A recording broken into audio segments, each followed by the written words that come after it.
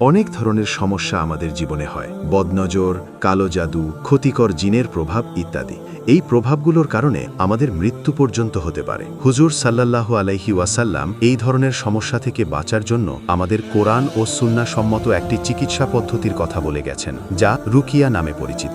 রুকিয়ার মাধ্যমে এমন বিভিন্ন অদৃশ্য ও অযাচিত প্রভাব থেকে আমরা নিরাপদ থাকতে পারি। কুরআন মাজিদে আল্লাহ তাআলা বলেছেন, কুল আউযু বিরাব্বিন নাস, অর্থাৎ বলো আমি আশ্রয় চাই মানুষের রবের কাছে। এই যে আশ্রয় চাওয়া, এটিই হলো রুকিয়া। উদাহরণস্বরূপ, আপনি একজন মা, আপনার সন্তান হঠাৎ কান্নাকাটি করছে, আপনার মনে হচ্ছে সে বদনজরে আক্রান্ত হয়েছে। অথবা আপনি একজন ব্যবসায়ী, প্রতিনিয়ত লোকসান করছেন, বা আপনি একজন ছাত্র, চেষ্টা করেও পড়ায় মনোযোগ দিতে পারছেন না। এমন অবস্থায় আপনি নিজেই নিজের রুকিয়া করতে পারেন, এটিই সর্বোত্তম। আর যদি আপনি রুকিয়া সম্পর্কে আরও গভীরভাবে জানতে ও শিখতে চান, কিভাবে রুকিয়া করবেন, কোন আয়াত বা সূরা পড়তে হবে, এসব জানতে ও শিখতে আমাদের রুকিয়া কোর্সে এনরোল করতে পারেন।